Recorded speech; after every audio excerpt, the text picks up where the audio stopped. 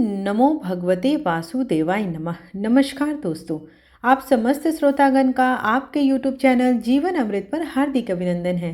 आज की वीडियो में आप रसपान करेंगे मार्गशीर्ष महात्म कथा का 10वां अध्याय। इसके पहले की कथा का श्रवण करने के लिए आप सबका बहुत बहुत धन्यवाद।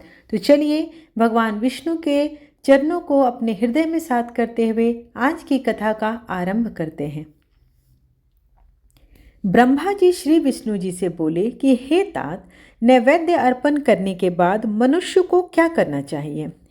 श्री विष्णु भगवान ब्रह्मा जी से बोले कि हे तात, भोजन कर लेने पर कर्पूर से वासित जल से आचमन जल और हाथ शुद्ध करने के लिए चंदन देवें तथा सुख वृद्धि हेतु तांबुल अर्पण करें। बाद में पुष्पांजलि देवें और भक्ति से दर्पण दिखावें। तदंतर वैभव के रहने पर कर्पूर का निराजन करें। विद्वान मुकुट आदि भूषण अर्पण कर हे महाभाग छत्र चामर समर्पण करें तथा प्रसन्न मुख श्याम सुंदर शरीरधारी प्रभु का ध्यान कर अष्टोत्तर शतनाम का जाप करें। स्तोत्रों से स्तुति करें। शंख चांदी की बनी माला, विशेषकर सुवर्ण की माला, कमल गट्टे के माला, मूंगे की मणियों की, मोती की माला, इंद्राक्ष की माला अपने हाथ की उंगली पर्वों की ओर हे पुत्र जीवन मई की माला जब कर्म में श्रेष्ठ होती है। जो व्यक्ति चलता हुआ, हंसता हुआ, अगल बगल देखता हुआ, पर पैर रखकर या सिर पर हाथ रखकर तथा खड़ा होता हुआ व्यग्र मन से विद्वान जो होते हैं उन्हें जप नहीं करना चाहिए। जप, व्रत, होम, पूजन आदि कार्यों में हमेशा मौन रहकर करना चाहिए और शांत चित्त के साथ भगवान के रूप पर एकाग्रता रखकर ही जप को करना चाहिए। घर में जप का 1 गुना, गौशाला में 10 गुना, नदी के किनारे पर 100 गुना, अग्निहोत्रशाला में 1000 गुना और तीर्थ आदि में 1000 गुना तथा मेरे समीप अनंत गुना फल मिलता है। जो मनुष्य मार्गशीर्ष मास में इस प्रकार जप आदि करके प्रदक्षिणा करते हैं उसको पद पद पर सप्त द्वीपों सहित पृथ्वी के दान का पुण्य मिलता है और सहस्त्र नाम का अथवा केवल नाम को ही पढ़ता हुआ प्रदक्षिणा करे। भक्ति से सर्वदा की गई एक प्रदक्षिणा कई पापों को नष्ट करती है और सप्त द्वीपों के सहित पृथ्वी की प्रदक्षिणा भी उससे हो जाती है। मेरी 3 प्रदक्षिणा करने से 7 दिन के पापों का नाश होता है और 10 दिन के दैहिक पापों का उसी समय नाश हो जाता है। जो भक्ति से मेरी 21 प्रदक्षिणा करता है तो उसके भ्रूण हत्या आदि पापों का उसी क्षण में नाश हो जाता है।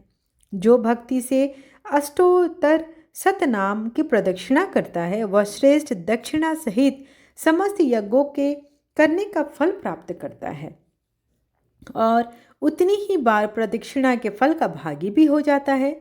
माता की प्रदक्षिणा, पृथ्वी की प्रदक्षिणा और शालिग्राम की प्रदक्षिणा ये तीनों समान फल के दाता हो गए हैं तथा मार्गशीर्ष मास में 1 दंडवत प्रणाम और 7 प्रदक्षिणा ये दोनों समान नहीं हैं, किंतु प्रदक्षिणा से दंडवत प्रणाम श्रेष्ठ कहा गया है।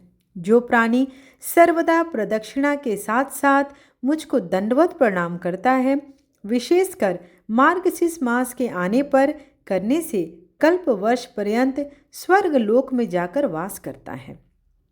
हे तात, 1 कल्प के बाद वह चक्रवर्ती राजा होता है, चिरायु होता है, धनवान होता है, सुख भोग करने वाला, दानवान और धर्मात्मा हो जाता है तथा सहस्त्र नाम के पाठ करने से मन, वचन, कर्म से किए गए पापों का नाश हो जाता है। हे सूत, अब बहुत कहने से क्या होगा, गुप्त बात को कहूँगा, तुम सुनो। हे सूत, मुझको दामोदर नाम के कहने से अतुल प्रीति होती है, क्योंकि मेरी माता यशोदा ने यह मेरा दामोदर नाम गुण अर्थात रसी तथा दया आदि गुण संबंधी रखा था। जिस समय मैंने गोकुल में दही का पात्र फोड़ा था उस समय यशोदा ने मुझको ओखल में मजबूत रस्सी से बांधा था। उस समय से मेरा यह दामोदर नाम प्रसिद्ध हुआ।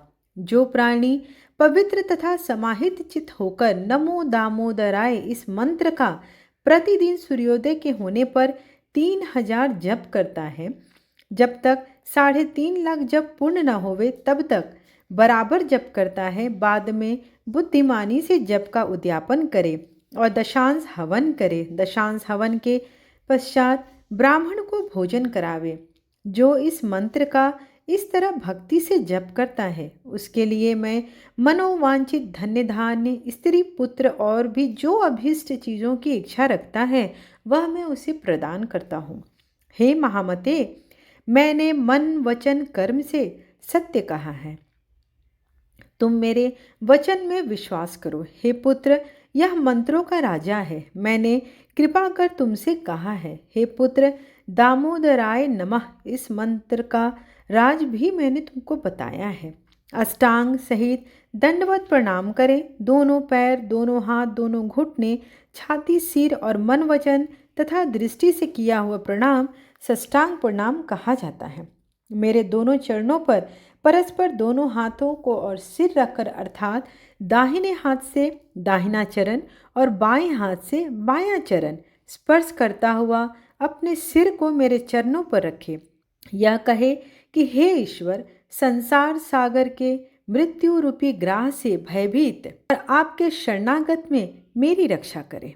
तदंतर मुझसे प्राप्त आशीर्वाद को सादर श्री सिर से ग्रहण करके, हे वत्स, मेरे पूजन के प्रीत्यर्थम मंत्रहीन इत्यादि वक्षयमाण मंत्र को कहे कि हे जनार्दन, मंत्रहीन, क्रियाहीन, भक्तिहीन होकर जो मैंने पूजन किया है, हे देव, वह मेरा पूजन परिपूर्ण फलदायक होवे और मार्गशीर्ष मास में मृदंग बजाकर प्रणव का गान करता हुआ मेरे सामने नृत्य करे, तो यह नृत्य मनुष्यों को पुण्यप्रद प्राप्त कराता है। चार मुख वाले सर्वदा मेरे पूजन के समय गान, वाद्य, नृत्य और पुस्तक पाठ करना मुझको अति प्रिय है। हे पुत्र, गीत, वाद्य, नृत्य के अभाव में मेरा सहस्र नाम, स्तवराज, गजेंद्र मोक्ष, अनुस्मृति और श्रीमद् भागवत गीता के ये 5 प्रकार से मेरी स्तुति करें।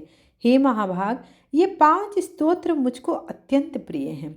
जो शालिग्राम के चरणोदक का पान करता है, उसको हजारों पंचगव्य पान करने की कोई आवश्यकता नहीं, अर्थात वह निष्फल है। जो शालिग्राम शिला का जल एक बूंद पान करता है, वह पुनः माता के स्तन का दुग्ध पान नहीं करता, किंतु वह मनुष्य मुक्ति का भागी हो जाता है। जो शालिग्राम शिला जल पान करते हैं और उन्हें अपने सिर पर वह चरण जल पड़ता है, उनको जन शौच और मरना शौच होने पर अशौच नहीं लगता। अंत समय में भी जिसको यह चरण जल दिया जाता है, वह सदाचार से रहित होकर भी सदगति को भागी होता है। मयादि का पान करता है और अभोज्य अर्थात मांस आदि का भोजन करता है तथा अगम्य स्त्री अर्थात पर स्त्री में गमन करता है, और जो पापाचारी मनुष्य हैं वह भी शालिग्राम जल को धारण करने से तत्काल शीघ्र पवित्र हो जाते हैं, क्योंकि शालिग्राम शिला का जल चंद्रायण और पादकृक्ष व्रत से भी अधिक श्रेष्ठ बताया गया है। मेरे चरणामृत से मिला हुआ अगर कुमकुम, कपूर और चंदन अपवित्र को भी पवित्र करने वाला है। हे विप्रश्रेष्ठ, मेरे दृष्टि से देखा गया पवित्र जल ही मनुष्यों के पापों का नाश हो जाता है।